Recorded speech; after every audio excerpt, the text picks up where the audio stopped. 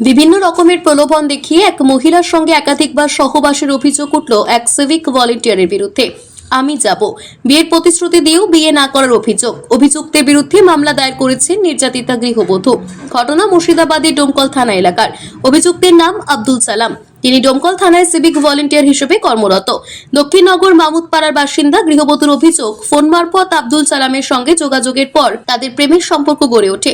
অভিযোগ, নানা রকমের প্রলোভন দিয়ে গৃহবধূর সঙ্গে একাধিকবার সহবাস করেন ওই সিভিক। এমনকি নানাভাবে মহিলার কাছ থেকে সোনা এবং নগদ টাকা হাতিয়ে নেন সালাম। বিয়ের প্রতিশ্রুতি দিয়েও পরে বিয়ে করতে অরাজি হন অভিযুক্ত ওই সিভিক। অভিযোগ, পাল্টা গৃহবধূর বেশ কিছু আপত্তিজনক ছবি সোশ্যাল মিডিয়ায় ভাইরাল করেন তিনি। এরপরে শ্বশুরবাড়ি থেকে মহিলাকে তাড়িয়ে দেওয়া হয়। মহিলা ডোমকল থানায় অভিযোগ জানালেও পুলিশের তরফে কোনো পদক্ষেপ গ্রহণ করা হয়নি বলে দাবি ওই মহিলার। অভিযোগের পর অভিযুক্তের তরফে নানা ধরনের হুমকি দেওয়া হয় ওই মহিলাকে। আব্দুলের পরিবারকে বিষয়টি জানালে তারা মীমাংসা করার পরামর্শ দেন। বর্তমানে অভিযুক্ত সিভিক ভলেন্টিয়ার আব্দুলের কঠোর শাস্তির দাবি তুলেছেন নির্যাতিতা গৃহবধূ।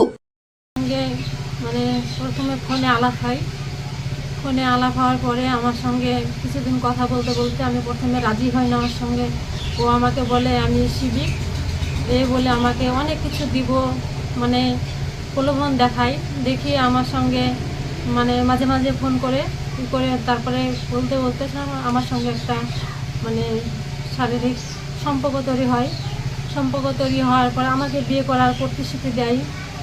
তারপরে মানে বললে যে আমি সিভিক, অনেক টাকা করি, আমার কোনো ছেলে নাই, আমি তোমাকে নিয়ে মানে সংসার করতে চাই।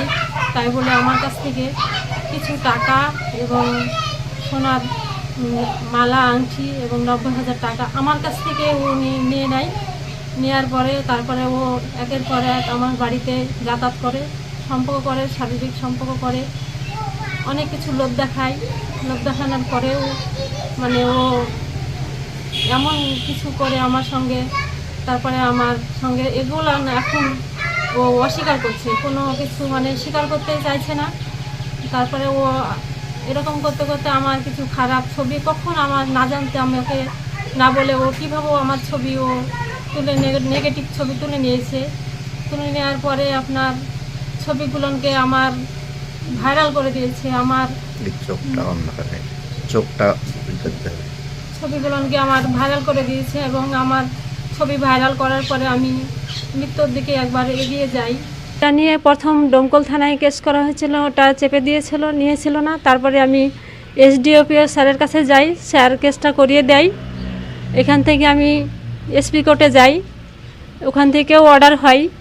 তাও এখন পর্যন্ত ডোমকল থানার পুলিশ ওর বেস্তে কিছুই করেনি।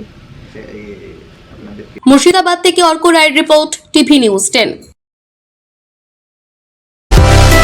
সুলভের সঠিক চিকিৎসার একমাত্র প্রতিষ্ঠান বিবেকানন্দ হসপিটাল। 24 ঘন্টা emergency service, blood bank, trauma care. আপনাদের সেবায় আমরা তৎপর। গুণমান ও পরিষেবায় দুর্গাপুর বিধাননগরের ডক্টর জাকির হোসেন এভিনিউর বিবেকানন্দ হসপিটাল শিল্পাঞ্চলের মানুষের মন জয় করেছে।